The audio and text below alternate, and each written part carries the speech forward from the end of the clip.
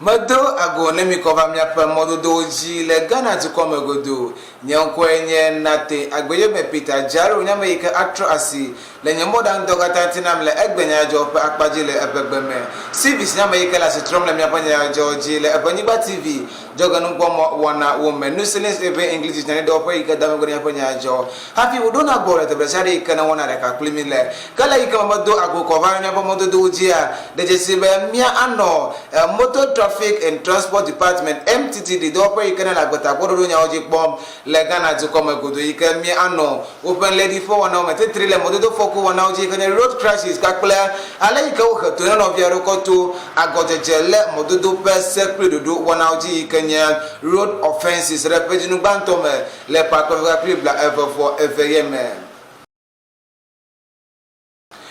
Kemia bon kwala ma aja gomene mi ke mi ano afokunya ofe akpaji kenya road crashes injo jode jesi to Motor Traffic and Transport Department yekenya MTT do pa ika na lagbeta kworo nya oji pom la Ghana covid ope do ope paloji pa wana opoma wona mi se gomebe amehleme alafa eve bla eton for eve 232 wona America bu pagba koto modo foku wana oji le Ghana di kom le pejunu bantom le pa ko be clip la for evm ko na mi se gomebe obu ika no pogu mele afoku yema enya alafa se ke bla andre for eve 972 kala ru pa paji enabe novi gadawi kana zuwa mi no kwa wa mi to koto abi ho pa wana opa akpaji kenya injuries wa yenya akpereka alafa eve bla eton for andre 1237 ke MT3 do pe onyame iko demebe le moto pe afoku wana opa akpaji yika pe be novi kana obu pagba koto wana ma yenya bla sheke for eton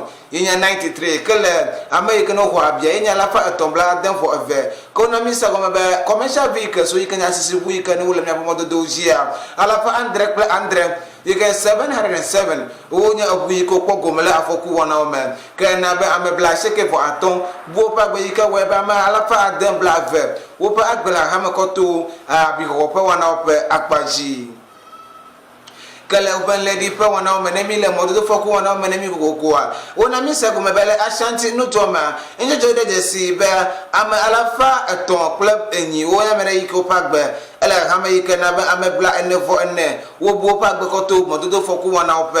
akpaji kawoji yo de mebe le egenu to pe akpaji a ame yike na wo bu pagbe koto modo foku wana o je yenya bla aton for de ke ame alafa de ka bla enyi fo adan wo wenya amere yike wo ko abikoto modo foku wana o pe akpaji ka wona mi se gomebele no east region nutoma no biara ka bo pagbo le yike me ame asheke o pagbe le hahame koto abuboku pa wana o pagbe je le yike mo su wa mi no kwa kula wa mi tole dodo ye pe akpaji ka chode je si ba le apejunu banto yike le pa ko be clip la for eve yike ni January 2022 ne akwa sokle epe yike ne ba ipe jinu banto yike nya jinu banto le pa ko be clip la for de kema akwa de je si ba modo foku le okupa akpaji nya ni yike didi ale gbegba yike di ko globe no bi yike na wodidi le wana e pa akpaji a yenye we enne mama bla sheke bo be yike nya 4.92% ko na misa ko mebe ama ikono ko abi ko to mo do foku wana opa akpaji a le epejinu gbanto ko tu epejinu gbanto le pa ko be bla for de kema na ko enso adeje si be edidi le mama la faji we de ke bla eve le ikama ame akpere kala fa eton bla sheke for eton wo po afoku ike wo ko abi ve le yo ko abi vele epe ikene va yiko sokle epe mato ikene akpere kala fa eve bla eton vo andre kala dudu ye fa kwaji o yiji ko dadangu konenya jo dola be wa de bubula le ikene bukulana no mogehi le po moze so wana women kene mi akota mi kana MTC do pemene ko kwa wona mi sa goma be yo ko gana ga huma yikenya akpe alafa de kabla eton fo adem alafa enne bla enne le gana zo koma yikenya ga yikena yo ko ko chumo do fo mododo be agojeje wona ochi le gana zo koma yikefie be amozana yikena woje ago le jire gbe kare musa pe do yikena mi ape agbata koko do wona oji pom le mododo oji a wo nya mere yike woja wo yikenya traffic offenses wo le gana zo koma le pe jinu bantome le pa ko fa club la vo evm ko de jesi be le wona pe akpaji aga ho me kenye gana ga sidi akpe bla andre vo anyi ala fa de ka club la en ye yo ko le pe ke na ba yi ke fe be le pe ma to yo ja gbagba le yo po do wona ga de pe akpaji kala md3 do pe pa nya no a wonya mere ko de ma ko globe america no ja go le mo za nya o pe akpaji onye no fi ke gba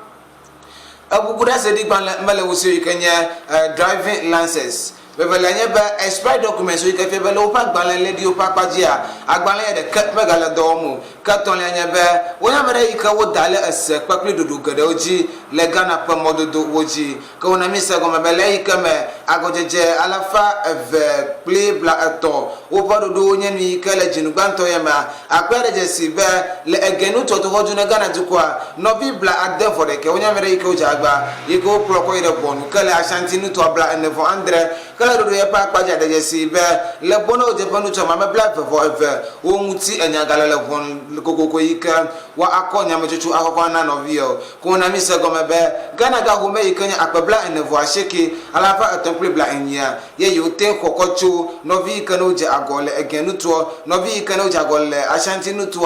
gana ga sidi akpabla etonfo en alafa eton pakle bla enele dudu ye akpaji ko na mise go mebe le western region novi kana oje agokoto mododo foku wana opa akpaji yenya akpawe eve alafa eton le nuto ma yikanya fine so yikana yoko kocho wosi kala dodo ye pa pajia wona misa go mebe lai kama mododo foku ele mododo pe agojeje wona alafa eve plewe aton wo ado moda deje sibo bonu nyamana yike ajagba yike wo chunya mene amehleme alafa de kabla enivo aton yike webe amebla eve fo aton wo pe nya o gala bonu gogoko kanje joyiji yike o de mebe le novi eve pe akpajia wonya mere yike wo na ogbeda si kanye bench warrant be asina suoji yike anya chora mengu hajojo aton ye akukona novio kadodo yikana de koblo mutia una mila gomesembe miano mugo kile mi apomodo do wana oji paklala yikabu fokole modunda le gana jukope akpasia akpanya sarbe bion paklo mi apanu pola onye kwenye nate agboye me pita gemo idege